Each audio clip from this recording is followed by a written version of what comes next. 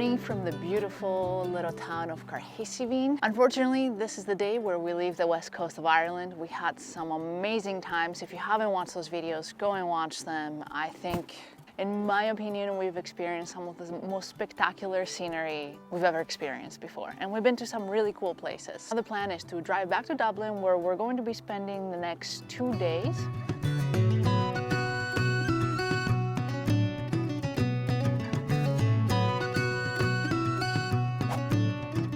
I just want to say, while we've been here in Ireland, I've seen some of the biggest tractors I have ever seen. We had a great start to our morning. We had an amazing breakfast here in the town. The food has been amazing. Usually when you're in remote places like we have been the past few days, one, I don't expect to have many great options, and two, the food is typically good enough. But here we've had some really good food. I mean, from the freshness to the taste. So now we have about 3 hours left to our drive.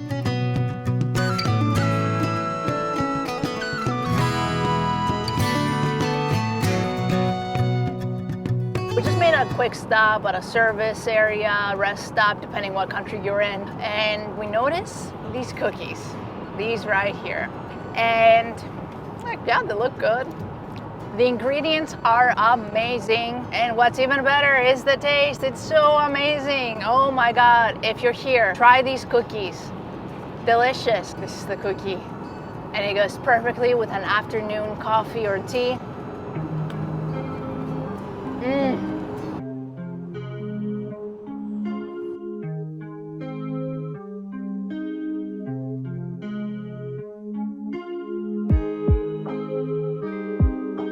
After arriving in Dublin, we spent the remaining of the day wandering through the enchanting city. Along the way, we noticed Butler's Chocolate Cafe, famous for their hot chocolate. It was a 6 out of 10. Of course, we had to revisit our favorite restaurant from our last trip here in Dublin, Masa. After a delicious meal, it was time to head back to our hotel room for some rest, since we have a full day ahead of us tomorrow.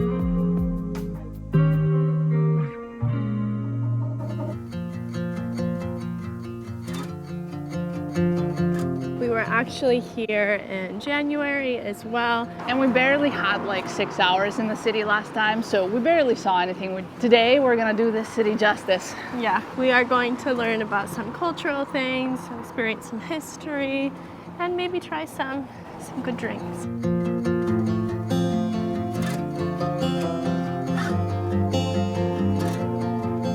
We saw this donut place yesterday. What do you say we go? They look amazing. We have to go try them.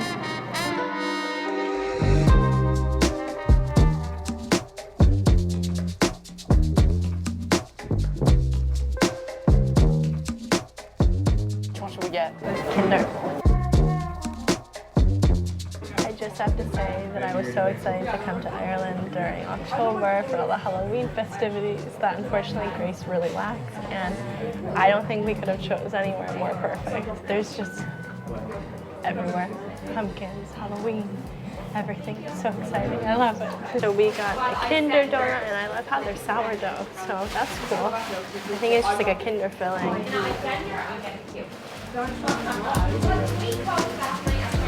That's really nice.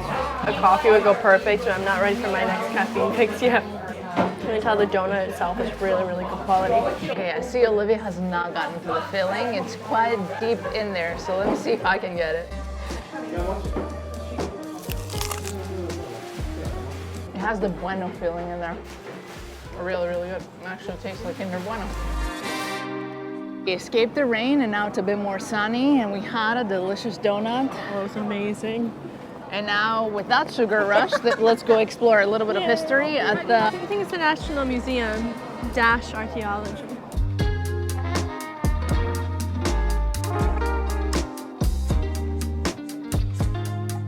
Since we ran into this boat, I guess we should say that a lot of Dublin's history stems from the Vikings.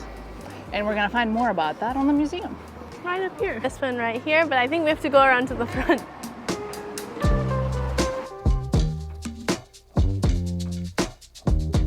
Here in Ireland, most of the national museums are free, so you can just like go, wander, learn a lot about the history and culture without having to pay. Which is how all museums should be, in my opinion, right?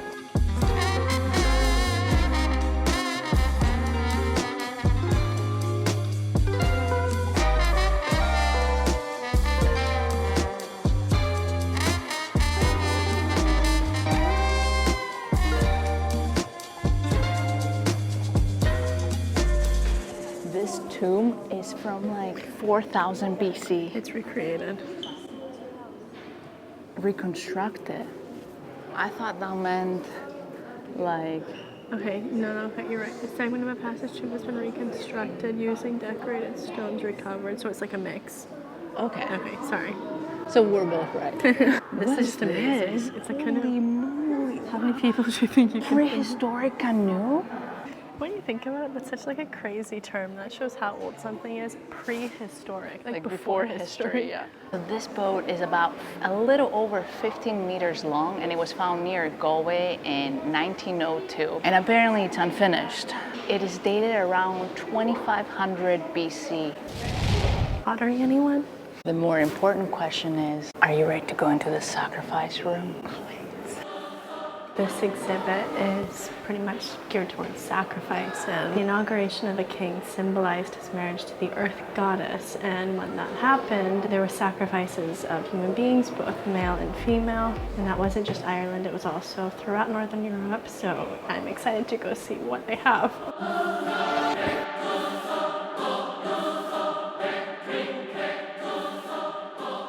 So they actually have the preserved bodies kind of enclosed, so if you don't want to see it, you're not forced to see it, which is nice. This is a really strange side. Something really interesting is that they said through the hair sample, they figured out that like 4 months prior to his death, he was eating a strictly plant-based diet. So that shows that he probably died during the autumn, because that was when they were eating more like plants and vegetables, but right before like a meat-rich winter. And the hairstyle is actually how it was, because it must have been put up with like resin or something. Are you okay? Yeah, it's just a very strange side. Yeah. Like it's... There's more. I see why it's covered like this. I wish I could show you, but we can't. It's like the skin has been preserved with the hair, and it's just like a flat human body, just looks like leather. What I hope to learn is how it was chosen who would be sacrificed. Did people volunteer for the sake of the king? Or was it like people that were already like imprisoned? Or did they just pick random people for different reasons? They knew from his analysis that he was eating meat, so he died in the winter. This guy, there was evidence from like an arm injury that he fought off his attacker. So to answer my question, I don't think people voluntarily sacrifice themselves. And I think it's more likely you would have volunteers when it comes to like a religious ritual. Yeah, that's true. Versus, let me sacrifice myself for the king. Wow.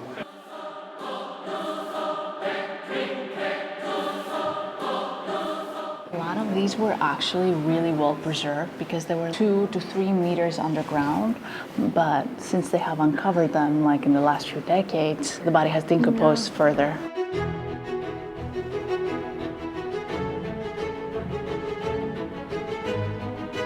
The 9th century was a pivotal time for Ireland, thanks to the Vikings opening up new trade routes and flooding the economy with silver. By the 11th century, Scandinavian influence was deeply embedded in Irish art, which Irish artisans uniquely adapted, creating a distinct Scandinavian Irish style. Can I just say how much I want a brooch like that? Maybe like a little smaller, but since Game of Thrones, like they got inspiration from this kind of stuff. Like I was like, oh, I'd love to have one of those. Maybe I'll get you a brooch for your birthday. Yeah, there you go. They're so intricate too. They almost like, some of them look like a watch mechanism, and some are a bit more simple.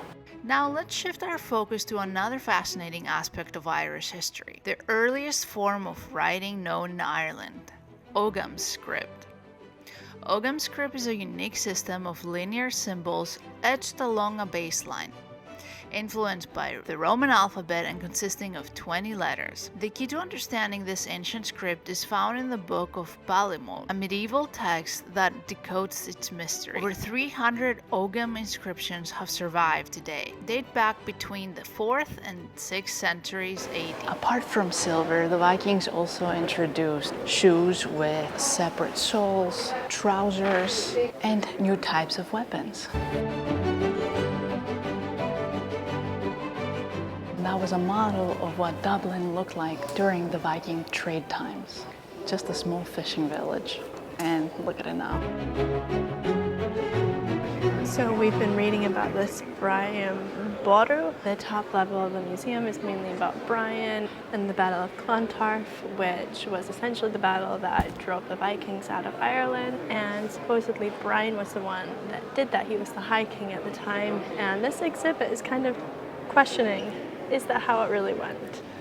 Hey, this is kind of like what you're looking for. 2 days ago, Olivia tried on a very similar looking... Like a shawl or a scarf, but this is, they're calling it a cloak.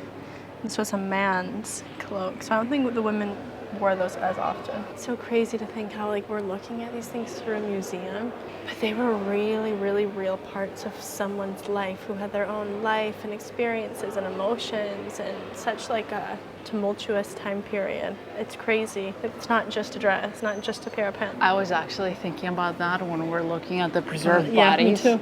It's like they're literally on display for us.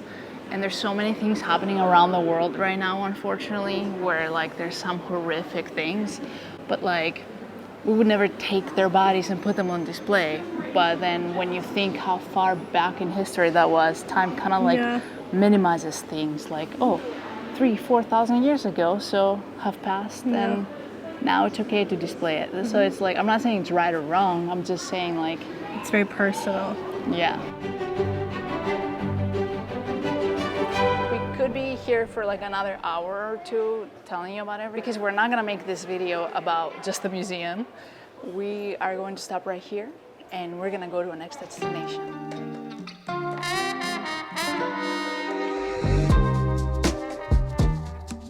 Now we're going to go to the Jameson Distillery, but before we go, we're gonna grab a quick bite to eat. And Olivia has been telling me about this pizza for the last couple of days, and it's the pizza place to go to here in Dublin. I've seen on quite a few food blogs From locals here in Dublin. Here, I follow a lot, that this is like the best New York pizza you can get on this side of the Atlantic. So let's go find out.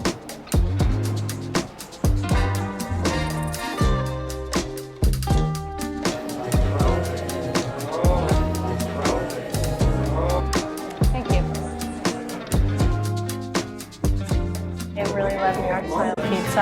I got the pepperoni, and it looks really good. It's really good. It's just very good quality New York pizza. It tastes just like the real thing, and I can't wait to try it with garlic herb sauce. I just want to say that choking recovery steps that have on the side is really funny. So if you want to pause the video and read through them. I've had New York style pizza before in New York. It was like 5-6 years ago, but I think if I remember correctly, you kind of do the pizza like this. Oh wow. This is like amazing. This is some like the best pizza I've had outside of Italy in a very long time. And if I'm remembering correctly, it actually tastes a lot like New York style. And like I'm very particular with the red sauce in the pizza. And this is just like my perfect red sauce. I see why everyone's raving about this place. Now, it's for the crust, but I'm gonna dip it here because I can't wait.